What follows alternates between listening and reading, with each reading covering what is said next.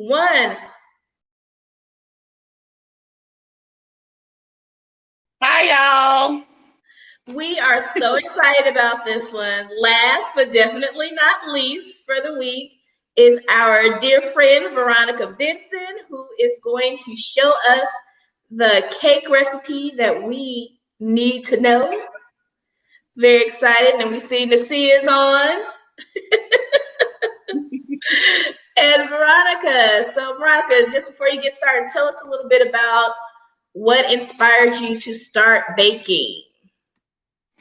What inspired me to start baking was, when we have our family holiday dinners like Thanksgiving and Christmas, and I wanted to be able to contribute more to the table than just like my mac and cheese here and there or some other savory dish.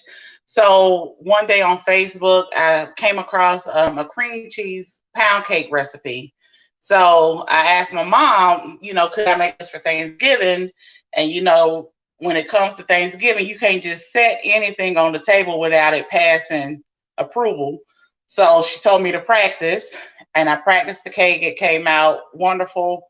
And that was really when it took off. And that was back in easily 2012.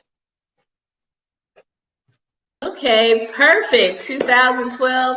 And you mentioned your mom. I have to put this out there. We've known Veronica for a long time. And the very first time I ate red velvet cake, it was made by your mother. I have to give her a shout out. She's supposed to be on. Mrs. Juanita Benson, who opened my eyes. My mother's from Louisiana. My parents were Louisiana, but my mom wasn't a baker. My mom cooked, but she wasn't a baker. But your mom exposed me to so many wonderful Southern cake recipes, hummingbird cake. So yes, all of that. So you have it within you. I do because I make the red velvet cake. I make the hummingbird cakes. I'm still trying to get there with some of her other ones that she makes, like the pineapple with the cream cheese icing and whatnot. But I do my thing, with the ones that I've come across, and they tend to go over very well with a lot of people. Awesome, awesome. So what are you doing for us today? So today I'm doing a pound cake, and I chose pound cake because of the fact that it's very versatile. You can, it can be as plain as you would like for it to be, or it can be as elegant and, extreme as you want it to be. So I'm just going to do a basic pound cake recipe. I'm not going to go overboard with, too many different ingredients, but just your basic recipe that can be used at any time. And I already have in my mixer here, flip the video around here. I've already started with 2 sticks of butter and 2 cups of sugar. So I'm gonna go ahead and get that spinning. Okay, we're gonna move out so you can show us the rest. Yeah, so once you get these two creamed together, what you're really looking for is this light pale yellow consistency. Is going to still be granular, but we're going to let that do its thing. And eventually I'll flip it back around to, show you guys what it's supposed to look like once it finishes creaming. So in addition to the 2 sticks of butter and the 2 sticks of butter and the 2 cups of sugar, my choice of dairy is sour cream. I just like that. It gives it a really soft texture. So once that creams and comes to the consistency that I'm looking for, I'll then add my sour cream and then my flavorings. And today I'm using one that my mom put me on to. It's a vanilla nut, a vanilla butternut flavoring along with vanilla. And then I have 2 cups of flour and then 4 eggs. And those are all the ingredients. So if you want the actual recipe written out with instructions or whatnot, I can give it to either Nasia and or Kristen to get it to you. But this is a very basic pound cake recipe that will fill a bundt pan. And today, I'm going to go with the traditional, bundt pan that's, rounded. But my other cake was done in a pan that was a little bit more striking because I wanted it to be more impressive looking. So you guys will see that one a little bit later. But for right now, we're just gonna, go through the process of what we're doing for this pound cake. And my sugar and butter is almost to that consistency, but not quite yet. So one thing I do want to tell you is when it comes to the flour, a lot of cake recipes now do not stress that you want to use all-purpose flour. All flour is not created equal. So you definitely don't want to use self-rising flour in a cake recipe because it will not yield you the results that you're looking for. One of the biggest differences between all-purpose and self-rising flour is that self-rising flour has salt in it, and it also has baking soda, which is a leavening agent. And you don't want to use anything that's going to cause your cake to basically overflow in the oven, or it's not going to give you the consistency that you're looking for in your end product.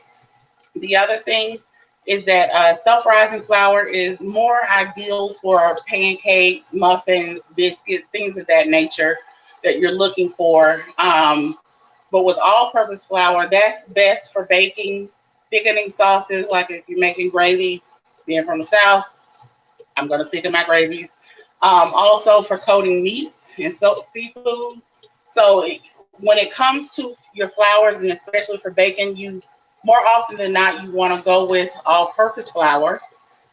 In addition to that, because of how recipes are written now, they're written in a way as if you already know certain basics for baking. Most of them don't give the instructions to sift your flour.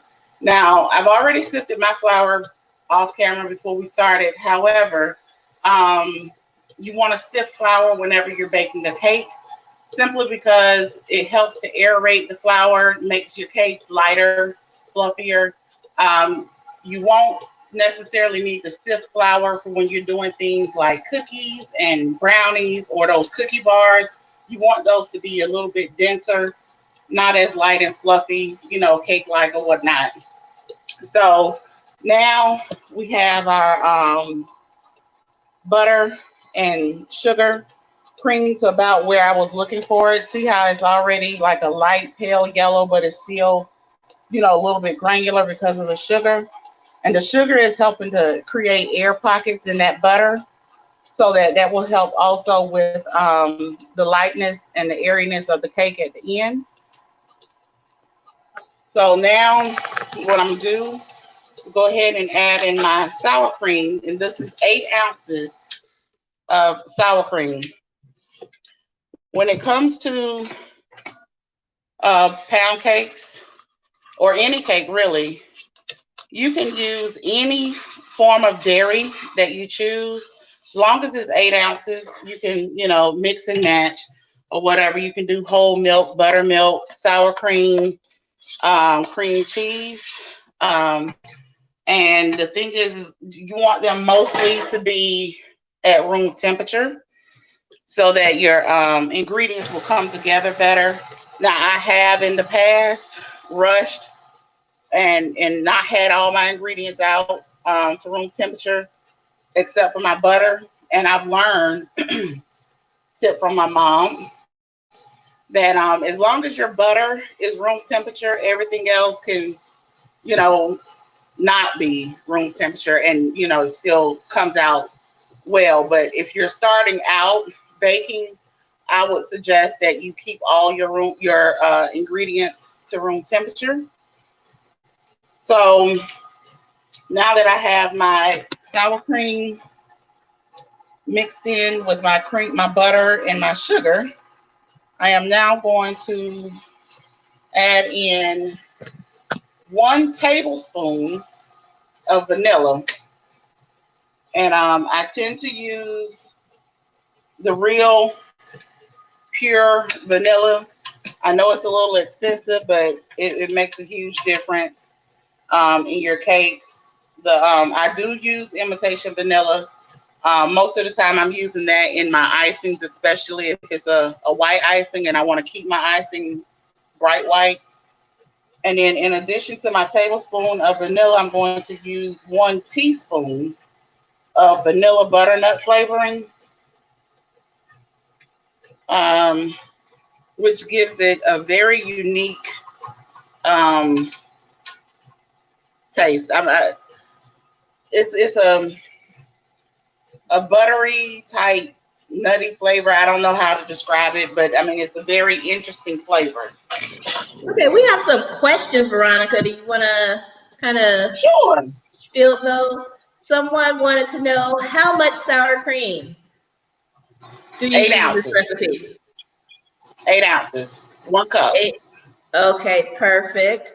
Also, someone said that they did not know the difference between all-purpose and self-rising flour. So thank you for that. That's great to know. And also, Awesome. we have another comment.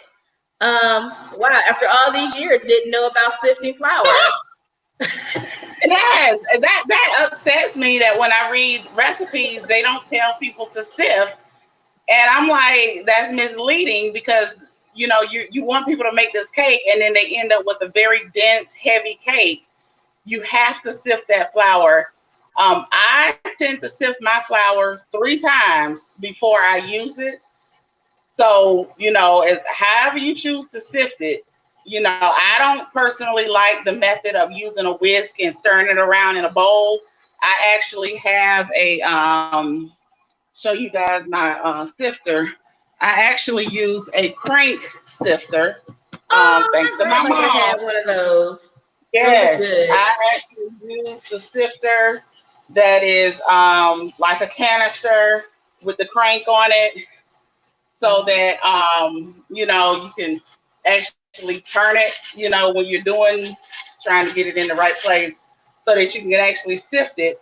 And but to me, that is key when you're baking a cake, is making sure that flour is sifted, because that's how you're going to actually get that cake to rise, get that lightness in there, that airiness. Now with a pound cake, pound cakes tend to be a bit denser anyway. Hmm. And in this particular recipe, we're not using any leavening agents like baking soda, baking powder. That's because I'm using an increased amount of eggs. The eggs in this particular recipe are acting as a leavening agent to give it some rise or whatever. But normally, I would use baking powder, baking soda in my cakes, especially when I'm doing a layer cake. So, Now, but for a pound break cake, down leavening. What does that mean? Because some people can probably get it by context clues, but some yeah, novices who are leavening probably cakes, listening have no idea what you're talking about. the leavening agents are the things like the baking soda, the baking powder that will help you help the cake rise, because that's when the whole science of baking comes into play, where they, play off of another ingredient to help, balance it out, so to speak, and help it to rise. So pausing on that question, I'm now getting ready to start with my flour, and All I'm going to righty. alternate um, my flour and my eggs. So I just put in my flour, and when that incorporates well, then I'll add in 1 egg at a time. But I'll alternate between flour and eggs. And so now there's my egg.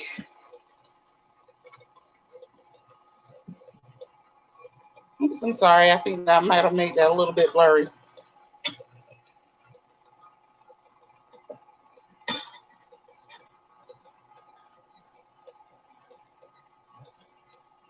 Okay. And so now I'm ready for a little bit more flour.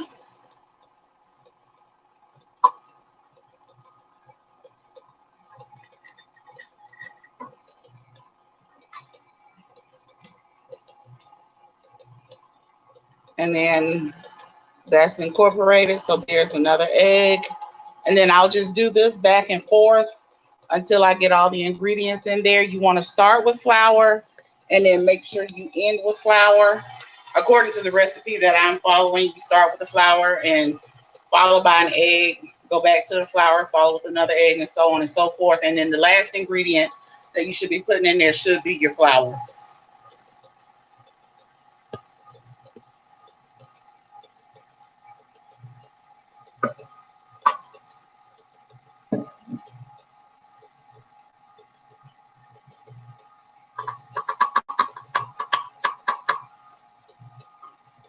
Okay. So are there other questions? Yes, we got someone who asked, and we will put the recipe up in the comments of the YouTube video. Someone wants to know, how much flour are you using? 2 cups. So just to say really quickly, this recipe, when I first learned it, had 3 cups of flour, 3 cups of sugar, 3 sticks of butter, and 6 eggs. So my mom and I, when we talk about this recipe, we often refer to it as the 3, 3, 3, and 6 because that's the number of ingredients. But for today, what I did was I did 2 sticks of butter, 2 cups of sugar, 2 cups of flour, and 4 eggs. Simply because I know that that is the amount that will actually be able to get all into my bundt pan. Because normally if I do the 3, 3, 3, and 6, I'll end up with like a sample cake. I tend to do that recipe when I know that I'm, say, like making a cake for somebody to send out of the house, and I want to sample it and make sure I'm sending out a good cake. So that is very important. 3, 3, 3, and 6, right, for a sample cake to make sure that I'm not going to end up giving somebody a cake that's subpar. Because I just can't have that. Not me. And Veronica, where did you get what was it, the butternut flavoring? Okay, so hopefully you guys will, be able to Google it. But this one I found on at a party shop in Columbia, South Carolina. The name of it is the original imitation vanilla butter and nut flavor, manufactured by Superior Product Company. And so what I'm hoping is that, it's somewhere that, like, if you can order it offline on the bottle, it doesn't show an actual website or anything. But the place that I got it from in Columbia, they always seem to have it in stock. And a little bit goes a long way.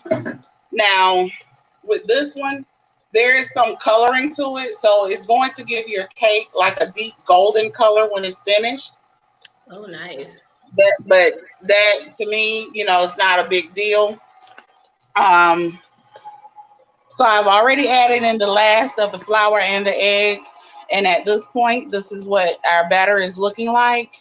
Okay. So now what I'll do is I'll stop my mixer just long enough so that I can scrape down the bowl and the sides and whatnot to make sure that everything is incorporated.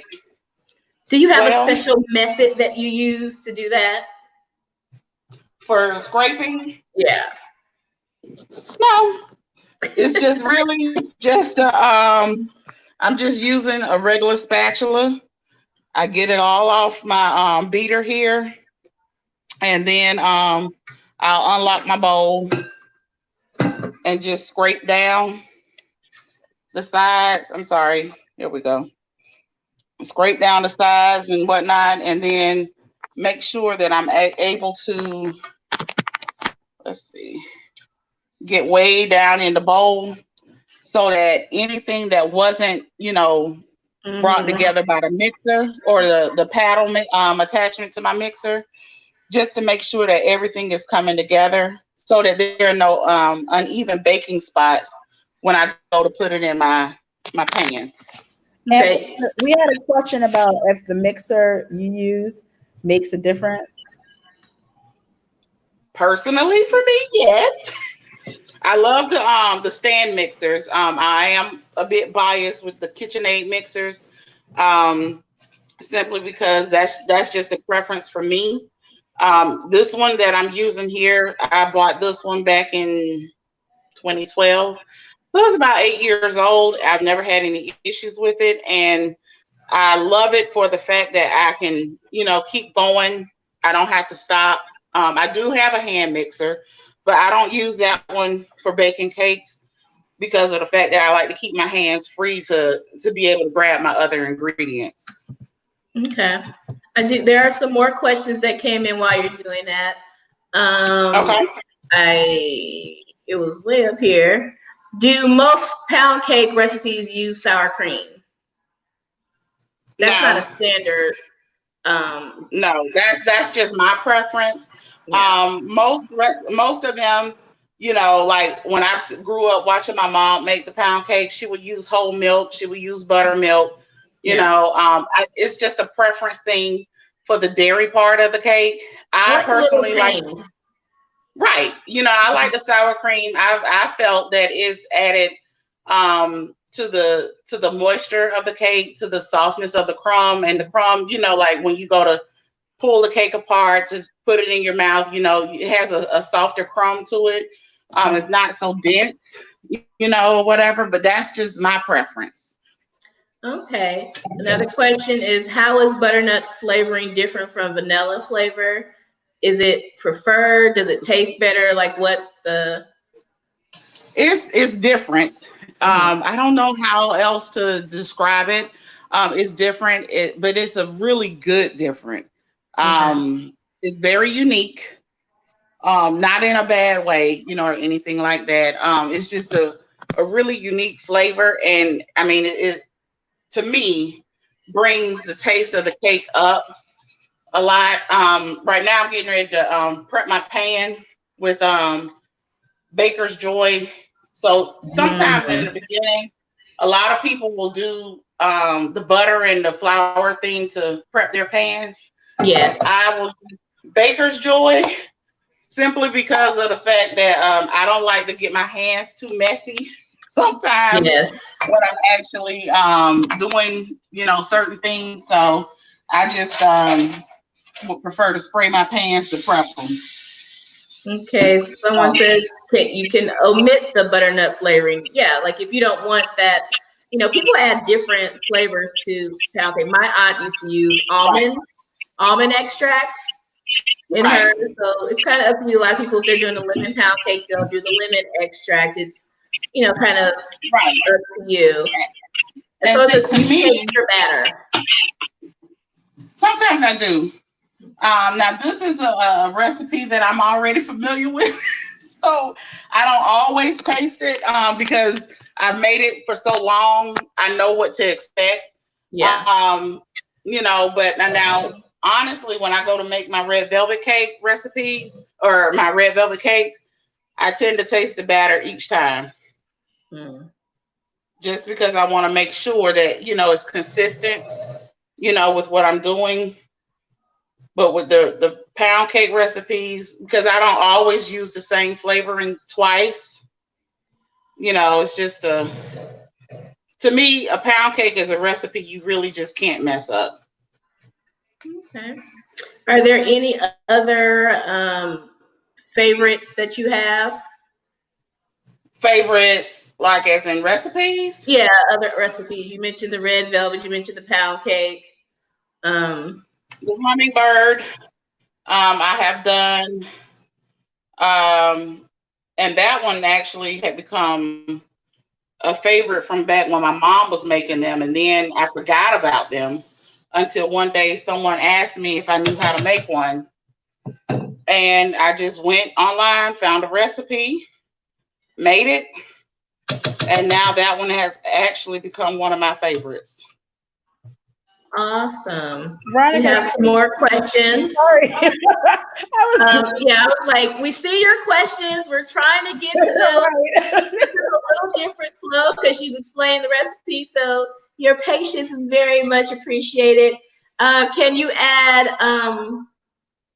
Okay, the can Rum, you add raisins? rum and raisin. Rum soaked raisins. Someone Yes, asked. yes. Okay. Now the rum, now you don't want to put too much in the beginning with that batter.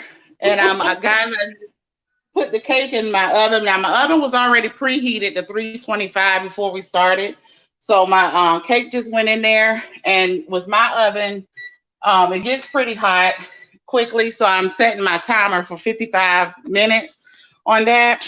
But back to the rum, you want to be careful with the amount of liquids you put in your any cake recipe, whether it's a pound cake or a layer cake, because you don't want them to be too wet.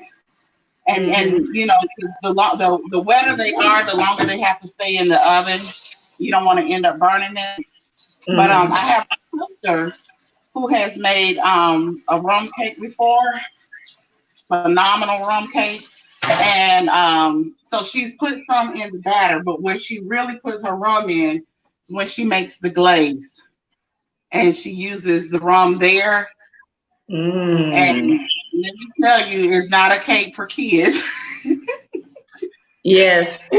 Not a cake for kids when she made it. So I mean, it was a phenomenal cake. For some reason, I don't know. I've never used like liquor or anything like that in my cakes. But you certainly can. I mean, I would probably cut back on the amount of liquids in the cake at the beginning, so that you can allow for some rum or whatever, brandy or whatever you want to put in there, so that it's not too wet. I think I want to try like a margarita something for Cinco de Mayo. I'm feeling it. That would be cool. That would really be cool. Yeah. Okay. Again, everyone is stuck on this butternut flavoring. Would you describe the butternut to have an almond taste? No. Oh my goodness. I don't. It's. Oh my goodness. I want to almost say, think on the lines of like if you've ever eaten a butterscotch candy, kind of like that, in the sense of is not a pungent taste in a bad way, but it definitely lets you know that it's there. So it's just more than a vanilla cake. So I don't know how else to describe this butternut flavoring, but oh my God, I want you guys to get your hands on it so that you can taste it. Everybody wants to, because we have had like 5 questions about this butternut flavor. I found it on Etsy. Of course you did. I just looked it up. I found it on Etsy. Yeah. It's on Etsy. Okay. Go to Etsy then. But you guys have to try it, because I'm telling you, it's a really good flavor. You would love it. Okay, someone asks, is this the blue ribbon recipe we are watching? No. But this is the one I will share. Okay. This is the one that I will share. And I'm being honest when I say this. This is the pound cake that I make for just about anybody. I don't hoard this recipe because it's one that I found. I didn't tweak it all that much. It's pretty much close to exactly the way that I first tried it when I made it. Simply because, and the only thing I change in it from time to time is whether or not I use sour cream, buttermilk, or cream cheese, or I change up my flavorings. So other than that, everything else is identical to the recipe when I found it about 8 years ago or so. Okay. Another question. Someone, the response to that is, so it's buttery. I love buttery. Okay. Thank you for that. Do you make cakes for people? I do, and I have. The only thing is I don't deliver. So if I bake it, I'm looking for you to either, come get it completely or meet me halfway. But, I will bake for others if that's what they're looking for. Okay. Good to know. Good to know. Any other questions? I think we finally caught up on questions. Well, I think my question would be, can you explain what the blue ribbon was for and where you won the blue ribbon? Because I think everybody wants that. The blue ribbons, I actually won two, were from the South Carolina State Fair in 2016, and one each for my red velvet cake and one for the hummingbird cake. I love hummingbird cake. I do too. Yeah, so I haven't put a cake at the South Carolina State Fair since then.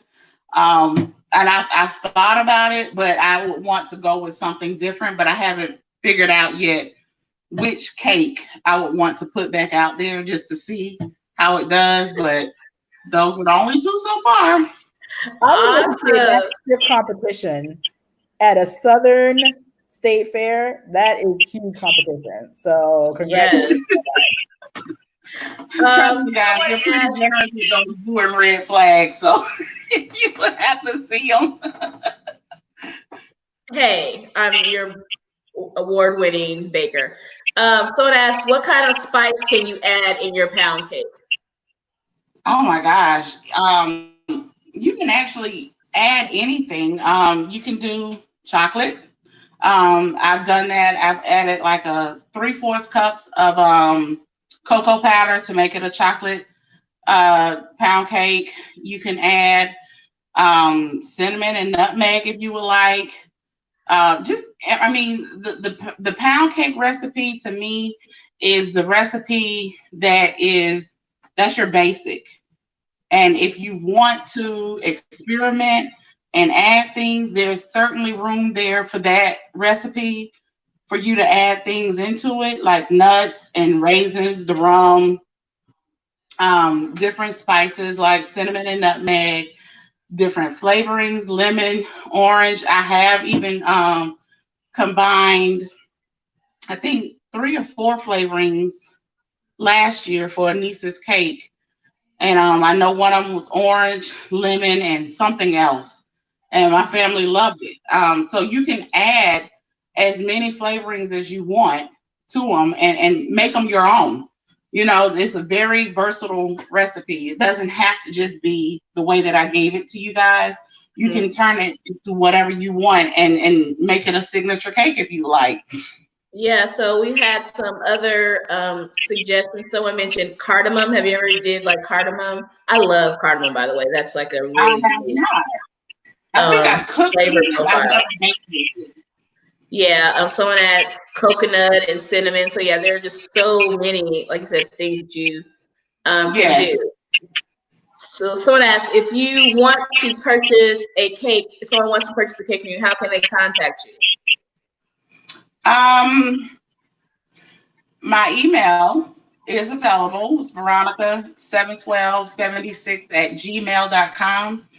I would need to work out how to actually ship it without it, being damaged. So I would need to look into that first because I'm very, very particular about my goods, getting to the place that they're supposed to in the manner that they left me in. So I would need to look into how the logistics of how to mail a cake or whatnot to be intact when you receive it.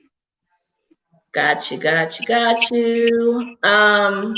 Were there any more questions? I think that was it. So now that we've it's like showbiz. Right.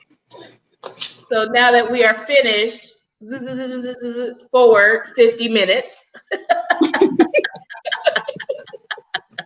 Right. No, we're gonna sit here until it gets out the oven. Okay, so this is the finished product. And yes, I used a different pan the first time. So I used my swirl bundt pan earlier. And I wanted to show you guys a serving suggestion for this cake. So what I've decided is to do this as strawberry shortcake style. And I have, because I don't tend to make whipped cream, you can. I don't. Um, I'm going to get my strawberries and my Cool Whip together. And then we'll assemble the cake for a serving of strawberry shortcake. So when I've made this pound cake before in this, swirl pattern, I have had people, ooh and ah about it, and they were afraid to cut it. It's cake. It's meant to be eaten. It's meant to be cut. So going to just go ahead and take one slice out of here.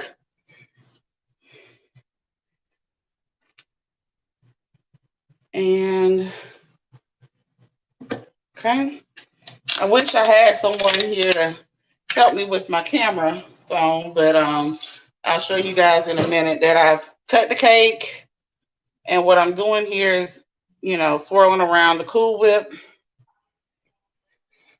Put a dollop of Cool Whip on there. And so now what I'm going to do is, there's the cake and the Cool Whip there.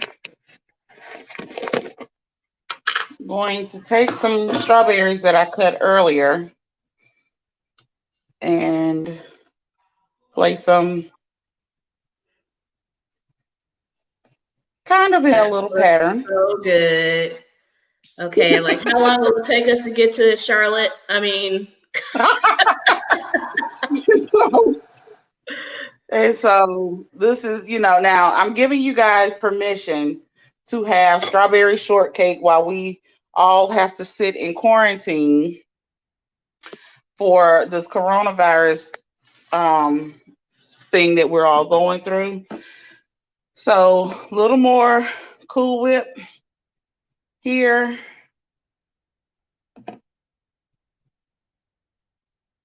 And so I have some strawberries that I macerated earlier. Macerated is where you just put a little bit of sugar on the strawberries. Now these strawberries are really, really sweet.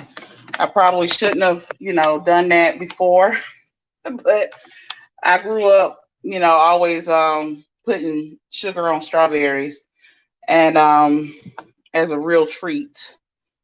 And that's it. You got your strawberry shortcake. For serving purposes, you can even, if you would like, you can even add a dollop of a scoop of ice cream, vanilla ice cream, whatnot, drizzle chocolate on it. Just different things. That's one of the reasons why I like pound cake, is because, you can dress it up in any way. It's one of those things that different people can come up with different varieties of, how they would like to eat it and enjoy it. Yeah, so we have so some people mention, like, do you add other things like I like glaze on my pound cakes. Do you do like powdered sugar? Okay. Mm-hmm. You can do glaze, powdered sugar. I love it. What? It's a towering pound cake. I absolutely love that. Yeah, you can. I mean, I have an aunt who she would take her whole pound cake, slice it in half, ice it, and then ice the outside of it, and it was like a two-layer cake. I mean, pound cakes, you can do almost anything with them. That's really why I like a pound cake. There's nothing plain about a pound cake. No, there's so many options, and thank you so much for showing us that. One simple thing that you can do is make strawberry shortcake. I love pound cake, strawberry shortcake over like the biscuit. So that is yes. Yes. I know. Yeah, so yeah, the comments are yummy. I want some. I wish I could be there to eat it. That looks divine. That looks so good. I'm having a cup of coffee with it. So yeah.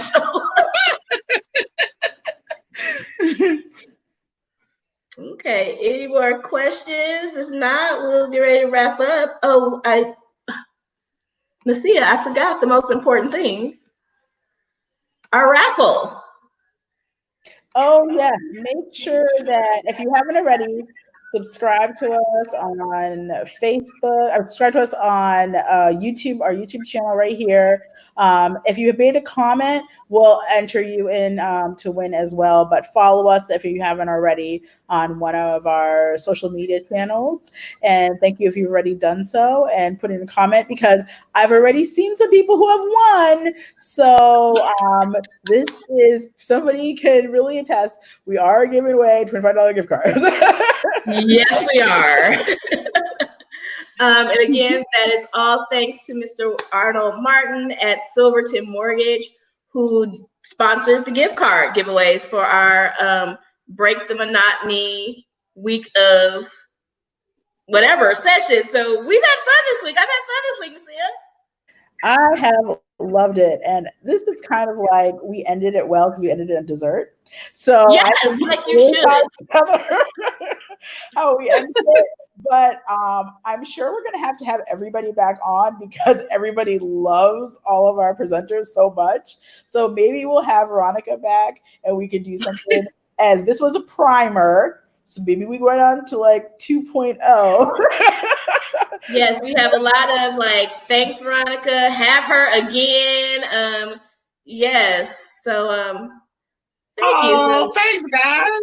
Yes, this was fun. Yeah. So we started off with a party, then meditation, then we mixed drinks, then we got organized, and that, like you said, sweet ending to the week. So we're gonna have some other interesting things going on in the next few weeks. You know, we're gonna keep this going. We love this. This has been so much fun to see you. I've loved it. And the signature drink that you saw in the hosting the virtual cocktail party could actually be paired with this pound cake. That would be really good. Mm-hmm. I've been experimenting with drinks since that. Yeah. Some not so great things, but all fun. Oh, wow. All right. Any final words, Veronica, before we get off? Final words are, remember to watch your flowers, because all flowers are not created equal. Sift your flour at the least twice. I do mine 3 times. And then have fun with your recipe. Make it your own. Change up your flavorings. Play around with your flavorings. Do add-ins, nuts, cocoa, coconut, pineapples, whatever. Just have fun with it, relax, and eat your mistakes. Yes, trial and error. That is awesome. Yes. Veronica, this has been, like I said, a sweet ending. So thank you so much. And thank you guys. guys. Stay safe, everyone.